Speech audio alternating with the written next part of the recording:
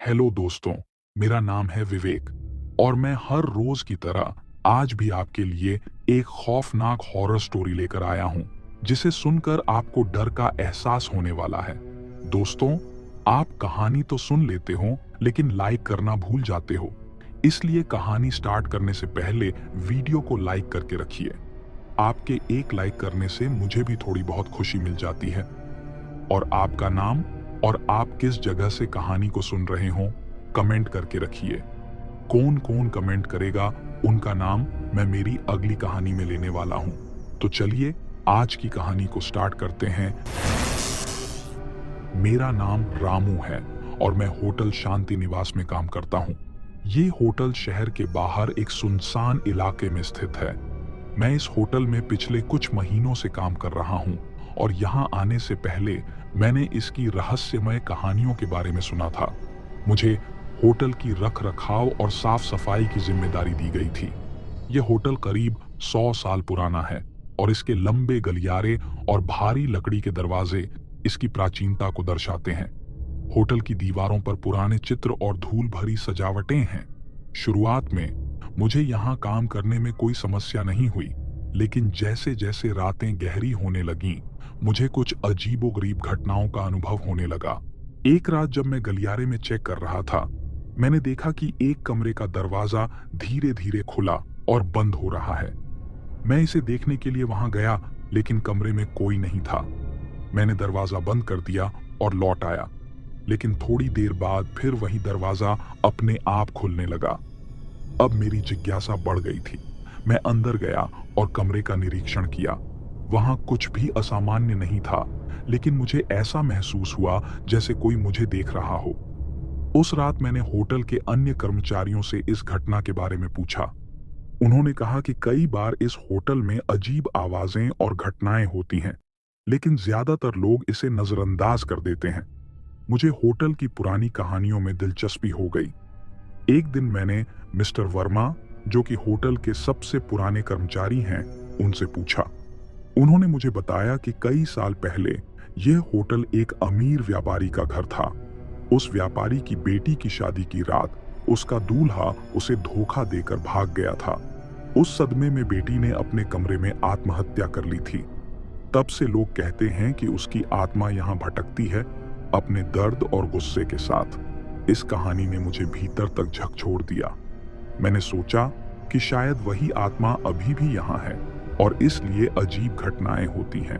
एक रात जब मैं बर्तन साफ कर रहा था, मैंने रसोई से किसी के फुसफुसाने की आवाज सुनी। मैंने सोचा कि शायद कोई और कर्मचारी होगा, लेकिन जब मैं वहां गया तो कोई नहीं था। आवाजें अभी भी सुनाई दे रही थीं, मानो कोई मुझे बुला रहा हो। मैंने सोचा कि यह मेरी कल्पना हो सकती है, लेकिन जब मैं पीछे मुड़ा तो देखा कि बर्तन खुद ब खुद हिल रहे थे। मैं डर के मारे बाहर भागा और फिर कभी उस रात रसोई में नहीं गया। कुछ दिनों बाद मुझे होटल के सबसे पुराने हिस्से में सफाई का काम दिया गया। यह हिस्सा आमतौर पर बंद रहता था और यहाँ कोई नहीं जाता था।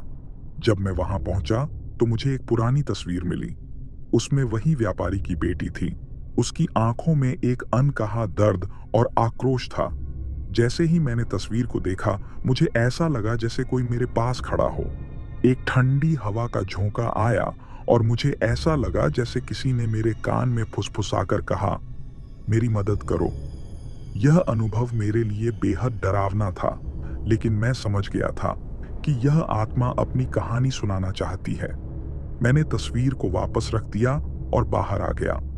उस घटना के बाद मैंने ठान लिया कि मैं उस आत्मा की कहानी जानकर उसकी मदद करूंगा। मैंने स्थानीय पुस्तकालय जाकर पुराने अखबारों और रिकॉर्ड्स की छानबीन की। मुझे पता चला कि वह लड़की अपनी शादी के लिए बहुत उत्सुक थी और अपने दूल्हे से बेहद प्यार करती थी, लेकिन उसके दूल्हे ने शादी के दिन ही किसी और से शादी कर ली थी, जिससे उसे गहरा सदमा लगा। उसकी मौत को लेकर कई अफवाहें थीं, लेकिन कोई पक्का सबूत नहीं था। मुझे यह भी पता चला कि कई लोग उसकी आत्मा को देख चुके थे। कुछ लोग कहते थे कि उन्होंने रात में होटल के गलियारों में उसे चलते देखा है। मैंने तय किया कि मैं उसकी आत्मा से बात करूंगा और सच्चाई जानने की कोशिश करूंगा। मैंने उस कमरे में जाने का फैसला किया जहां उसकी मौत हुई थी। जब मैं उस कमरे में पहुंचा तो मैंने धीरे धीरे दरवाजा खोला। कमरे में अजीब सी ठंडक थी। मैंने उसकी तस्वीर को देखा और कहा, मैं यहाँ आपकी मदद करने आया हूँ। तभी मुझे ऐसा लगा जैसे कमरे में कोई और भी मौजूद है। मैंने साहस जुटाकर पूछा, आपकी कहानी क्या है? मैं आपकी मदद करना चाहता हूँ। कुछ पल के लिए सब कुछ शांत रहा। फिर मैंने एक धीमी आवाज सुनी, मुझे न्याय चाहिए। उस आवाज ने मुझे उसकी व्यथा समझाई।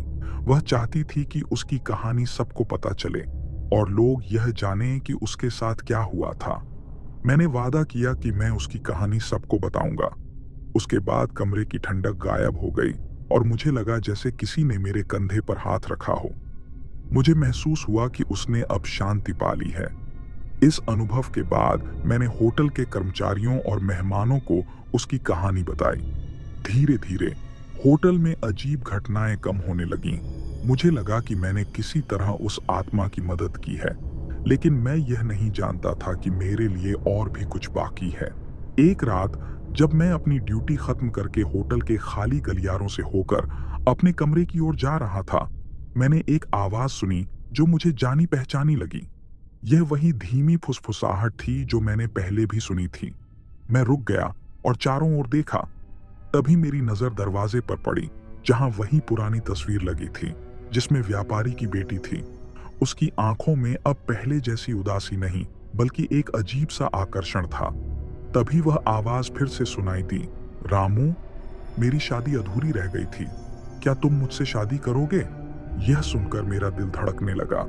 यह एक ऐसी बात थी जो मैंने कभी सपने में भी नहीं सोची थी।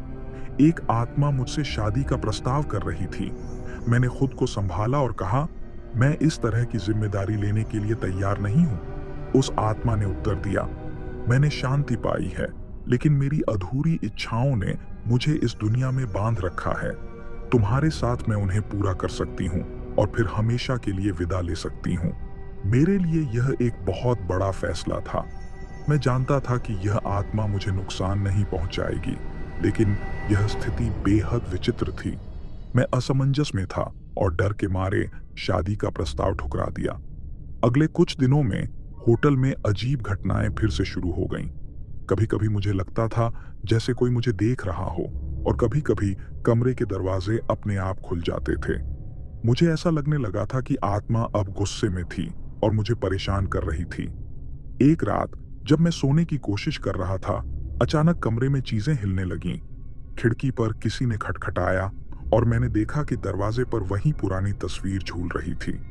उस पर लड़की की आंखों में गुस्सा भरा हुआ था। मैंने सुना, तुमने मुझे अस्वीकार किया, अब तुम मेरी राह में हो। मुझे ऐसा लगा जैसे कोई मेरा गला घोंट रहा हो। मैं घबराकर कमरे से बाहर भागा। इन घटनाओं से मैं बेहद डर गया था। मुझे एहसास हुआ कि अब मैं इस होटल में और नहीं रह सकता। अगले दिन मैंने होटल मैनेजर से बात की और नौकरी छोड़ने का फैसला किया। होटल छोड़कर मैं सीधे अपने गांव के घर लौट आया। मैंने सोचा कि अगर मैं होटल से दूर चला जाऊंगा तो शायद वह आत्मा मुझे परेशान नहीं करेगी। घर लौटकर मुझे शांति महसूस हुई और मैंने इस खौफनाक अनुभव से बहुत कुछ सीखा। अब मैं अपनी जिंदगी में आगे बढ़ने की कोशिश कर रहा हूं। मैंने होटल के अनुभवों को अपनी किताब में लिखा है ताकि लोग जान सकें कि ऐसी चीजें भी हो सकती हैं। इस घटना ने मुझे बहुत कुछ सिखाया और अब मैं अपने गांव में अपनी जिंदगी को नए सिरे से शुरू कर रहा हूं।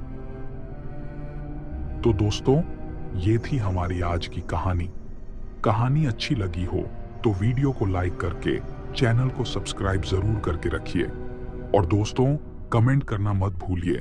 हमारी आज की कहानी में कौन कौन अपना नाम कमेंट करेगा, उनका नाम मैं मेरी अगली कहानी में लेने वाला हूं, इसलिए कमेंट जरूर करके रखिए। तो दोस्तों, मिलते हैं अगली कहानी में। तब तक के लिए शुभ रात्रि।